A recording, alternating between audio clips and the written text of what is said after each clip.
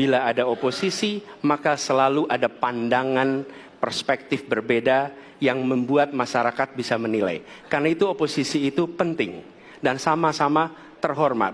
Sayangnya tidak semua orang tahan untuk berada menjadi oposisi. Oke? Seperti sampaikan Pak Prabowo tidak tahan untuk menjadi oposisi. Apa yang terjadi? Beliau sendiri menyampaikan bahwa tidak berada dalam kekuasaan membuat tidak bisa berbisnis, tidak bisa berusaha. Karena itu harus berada dalam kekuasaan.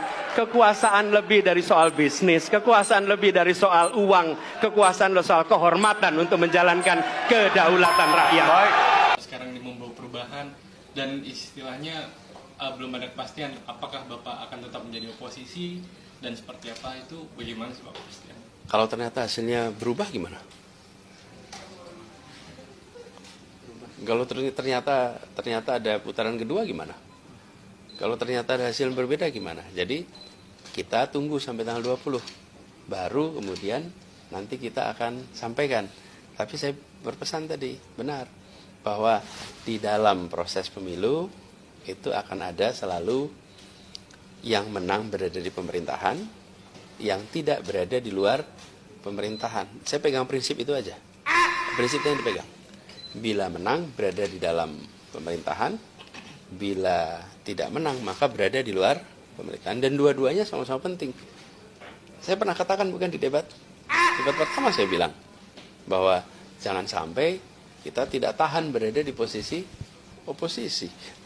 Kami sering sampaikan bahwa lawan di dalam pemilu dan pilpres adalah teman dalam demokrasi. Kami membedakan antara lawan dengan musuh.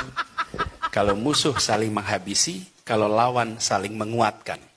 Dan kita semua adalah anak-anak bangsa yang sedang berjuang bersama-sama untuk memajukan, menghadirkan perubahan, menghadirkan keadilan, menghadirkan kesejahteraan.